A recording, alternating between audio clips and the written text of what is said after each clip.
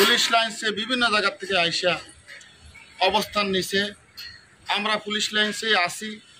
আমরা ঢাকা জেলার পুলিশ লাইন্সের বিভিন্ন গেট নিরাপত্তার স্বার্থে অস্ত্রাগার সহ প্রত্যেকটা জায়গায় আমাদের পুলিশ লাইন্সে গুরুত্বপূর্ণ জায়গায় অবস্থান নিয়ে আমরা পুলিশ লাইন্সে আসি। আমরা সারা বাংলাদেশের পুলিশ যারা আছে তার সাথে আমরা একমত। আমাদের এই ক্ষয়ক্ষতির জন্য আমাদের ভাইরা যে মারা গেছে, আমরা তাদের ন্যায় বিচার চাই। তারা যে এইভাবে আমাদেরকে নির্মমভাবে হত্যা করা হয়েছে, আমাদের এই বিষয়গুলা কেউ একবার ফিরিয়েও আমাদের ঊর্ধ্বতন অফিসাররা চায়নি। আমরা এখন পর্যন্ত বিভিন্ন জায়গায় লাশ পড়িয়ে আছে।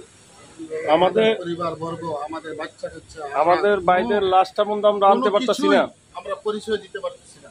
আমরা পুলিশ বাংলাদেশের পাবলিকের কাছে এমন ধরনের আমাদেরকে ঘৃণার পাত্র করা হয়েছে।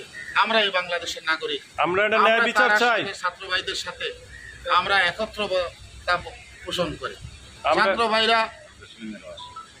ছাত্র ভাইরা যেটা করেছে, তারা আমাদের ছেলেবেলেদের মতো, তারা আমরা দেশের নাগরিক, তাদের সাথে আমরা একত্র পোষণ করি। বাংলাদেশের শান্তি ফিরে আসুক এই কামনায় আমি আমার রাজনীতি মুক্ত পুলিশ আমরা রাজনীতি মুক্ত, আমাদের ভাইদের হত্যার, প্রতিটা ভাইদের হত্যার বিচার আমরা চাই। আমাদের ভাইদের হত্যার বিচার না করা পর্যন্ত আমরা আমাদের কর্মবিরতি চলবে।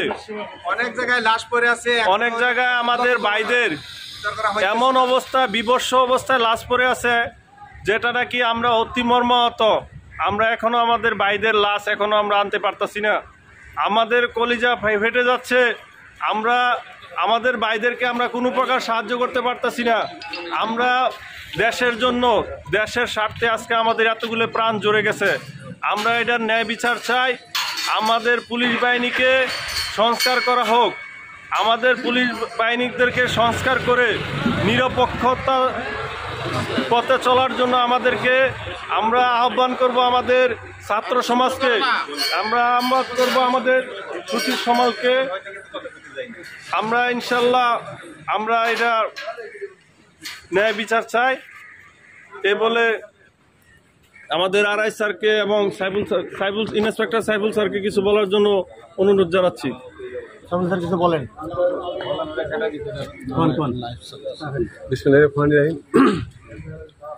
আজকে আমাদের দেশের সার্বিক পরিস্থিতির জন্য গত 5 তারিখ থেকে এই পর্যন্ত আমাদের বিভিন্ন ইউনিটে অনেক ক্ষয়ক্ষতি হয়েছে এবং ইউনিট হইতে আমাদের ঢাকা জেলার বিভিন্ন থানা, ফাঁড়ি, ক্যাম্প হইতে যেগুলো ক্লোজ করা হয়েছে, আমরা সর্বস্তরে পুলিশ বাহিনী, ইন্সপেক্টর, সাব ইন্সপেক্টর, কনস্টেবল এবং বিভিন্ন অফিসার যারা আমরা এখানে পুলিশ লাইনে উপস্থিত আছি, সার্বক্ষণিকভাবে পুলিশ লাইনের নিরাপত্তার জন্য আমাদের ঢাকা জেলার 3টি গেট আছে।